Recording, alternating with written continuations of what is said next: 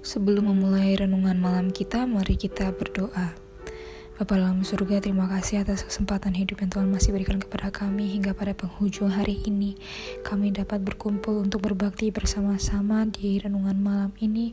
Kami akan mendengarkan firman-Mu. Tuhan, tolong berikan kami roh-Mu agar kami dapat mengerti, terlebih lagi mempraktekkan dan menghidupkan firman ini dalam kehidupan kami, sehingga orang-orang dapat melihat ada Kristus dalam hidup kami dan mereka dapat menyerahkan diri mereka ke dalam tangan kasih-Mu dan mau untuk dibentuk agar karakter kami juga dapat semakin hari semakin sama dengan karakter Kristus. Terima kasih Bapa, inilah doa dan permohonan kami mau serahkan doa ini dalam nama Tuhan Yesus Kristus. Kami berdoa dan mengucap syukur. Amin. Seumpama ragi. Hal kerajaan surga itu seumpama ragi yang diambil seorang perempuan dan disembunyikan dalam 3 takaran tepung sampai kamir seluruhnya. Matius 13 ayat 33. Dalam perumpamaan juru selamat, ragi digunakan untuk melambangkan kerajaan surga. Ini menggambarkan kekuatan kasih karunia Allah yang mempercepat dan membaurkan. Kasih karunia Allah harus diterima oleh orang berdosa sebelum ia dapat dilayakkan untuk kerajaan kemuliaan. Semua budaya dan pendidikan yang dapat diberikan dunia akan gagal menjadikan anak hina yang berdosa menjadi anak surga. Tenaga pembaharuan harus datang dari Allah. Seperti ragi ketika dicampur dengan makanan, bekerja dari dalam keluar. Demikian pula dengan pembaruan hati, bahwa kasih karunia Allah bekerja untuk mengubah kehidupan.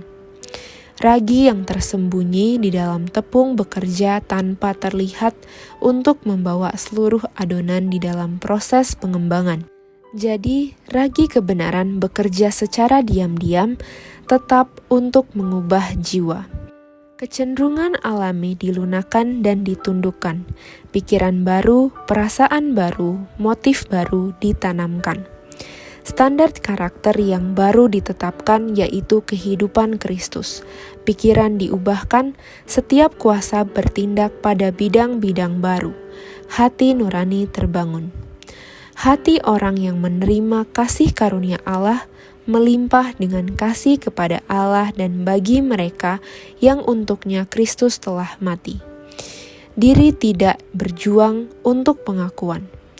Ia baik dan bijaksana, rendah hati dalam pendapatnya sendiri, namun penuh harapan, selalu percaya pada belas kasihan dan kasih Allah. Kasih karunia Kristus adalah untuk mengendalikan emosi dan suara. Pekerjaannya akan terlihat dalam kesopanan dan rasa hormat yang ditunjukkan oleh saudara kepada saudara. Dalam kata yang baik dan membangun, seorang malaikat hadir dalam rumah.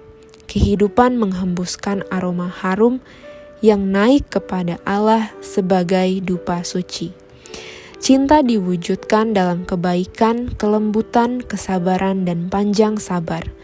Raut wajah berubah, Kristus yang tinggal dalam hati bersinar pada wajah orang-orang yang mengasihi Dia dan menuruti perintah-perintahnya.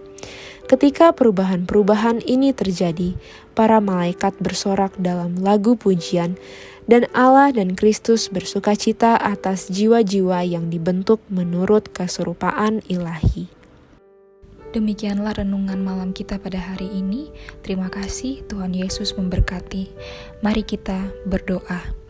Bapa dalam surga, terima kasih atas renungan yang Tuhan sudah berikan melalui firman-Mu, kembali mengingatkan kami untuk kami dapat melihat dan memandang kepada Yesus yang adalah anak domba Allah, dan di mana kami harus percaya dan memancarkan karakter Kristus dalam kehidupan kami agar kami dapat layak untuk memasuki kerajaan surga. Tuhan, tolong persiapkan kami selama kami berada di dunia ini agar Roh Tuhan dapat hadir dalam hati dan pikiran kami untuk mengajari dan menuntun kami kepada setiap kebenaran Tuhan. Terima kasih Bapa. Ini adalah doa dan permohonan kami.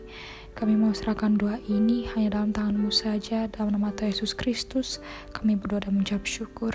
Haleluya. Amin.